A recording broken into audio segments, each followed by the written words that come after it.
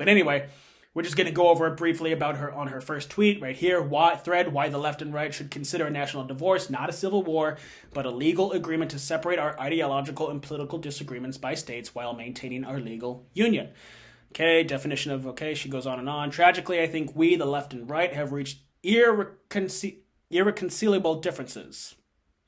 I'll speak for the right and say blah, blah, blah, blah, blah. Okay, cool. So, right off the bat, you have people like Liz Cheney and Mitt Romney accusing Marjorie Taylor Greene of, or not just Mitt Romney and Liz Cheney, but you got pretty much everybody on the left that's yelling at Marjorie Taylor Greene and saying, traitor, she wants secession. She's clearly not, right there off the bat. I don't want a civil war, but a legal agreement to separate our ideological and political disagreements.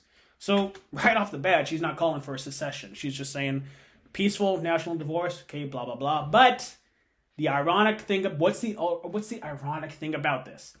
And the irony, and I wrote about this in my Substack, go to corbinsable.substack.com to subscribe, we would not be in this situation had we just followed our Constitution this entire time. History lesson.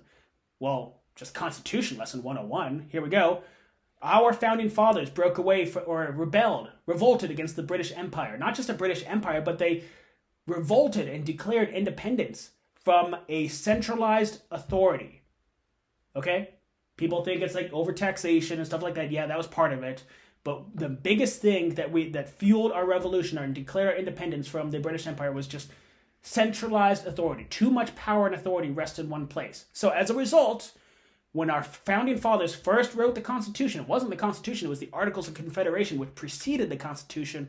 That essentially created a system of government that didn't really have, it had a central body of government, a federal government, but it gave the states too much power and the federal government not enough power, right? So we weren't really, with the Articles of Confederation, we weren't really a United States, so to speak, or a union.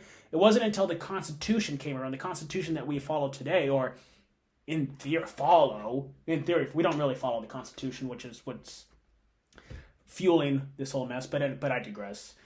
The Constitution was set up in a way to give the federal government a central body of authority, few and defined powers. Few and defined. So, if you go to Article 1, Section 8 of the U.S. Constitution, you will see everything the federal government can do. The federal government can fund an army, they can establish federal courts, they can coin money, they can, punish piracy? Piracy? Did I say that right? Hopefully. And that's it. And a few other things. Establish the post office, maintain interstate highways. Just Article 1, Section 8 to get a comprehensive list of the powers our federal government can have. Then you go look at the 10th Amendment, the last amendment of the Bill of Rights. And it says, anything not given, any power not granted, this is not a verbatim quote of the 10th Amendment, any power not granted to the federal government falls to the states and to the people by default. So in other words, if it's not in Article 1, Section 8, the federal government cannot do it. So that goes for basically a lot of things that the federal government is doing, anywhere from the Department of Education to welfare to you name it. The federal government does not have the power, but politicians on both sides of the political aisle, Republicans and Democrats alike, have loosely interpreted the Constitution, and they've taken clauses out of context, such as the General Welfare Clause and the Commerce Clause, to say, oh, look at that. If you interpret the Constitution that way, then I guess the federal government does have... No, it doesn't have the authority to do it. And the Founding Fathers, I guess it was just common sense back then that they didn't want to have a centralized body of government that had too much power. So they didn't they could have worded the Constitution better, I'll say that. But no, our federal government needs to have few and defined powers, and what Marjorie Taylor Greene here is saying by a national divorce just means we need to take that power that the federal government has taken from the states and the people and transfer that power back to the states and people. Remember, governments work best when it's closest to the people. So the meat and the potatoes of our republic the decisions should be made at the local level, the city council level, the mayor level. And then as governments get farther and farther away from the people, county governments, state governments, federal governments, that's the big stuff, the stuff that, the few and defined powers, right?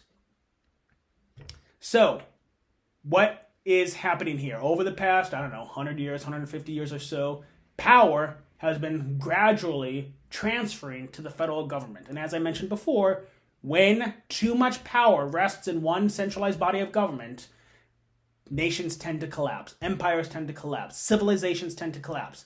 Couple that with how law and order is essentially being thrown out the window in places like California, New York. And I don't think our future is looking bright. Again, I'm not trying to scare you. I'm not trying to up that fear level. But this is, yeah.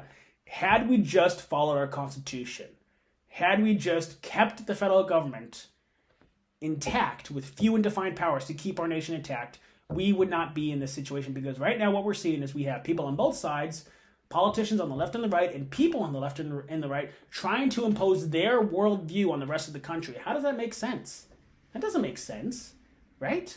Why would I want to impose my worldview on people in Wyoming or New York or Florida or whatever? It doesn't matter, right? We should have essentially 50 sovereign states, 50 little mini countries, all united under one government that funds the Army and the Navy, that keeps our union intact. That's the job of the federal government, is to keep our union intact and deal with foreign affairs. Everything else, literally everything else falls to the states and local governments and to the people by default. And again, when decisions are made as close to the people, that's when the people are most empowered. When decisions are made in a far-off land of Washington, D.C. and 535 politicians, that's when the people are least empowered. And that's exactly what's happening. We need to go back to our roots and remember federalism.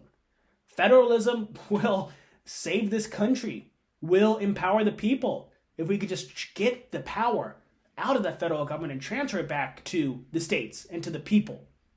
That's what it is. That's what we need to do. And that's all Marjorie Taylor Greene is saying. I mean, among other things, if you go read her thread, she's saying a lot of I'll just leave it, say interesting stuff, right? But that's it. That's it.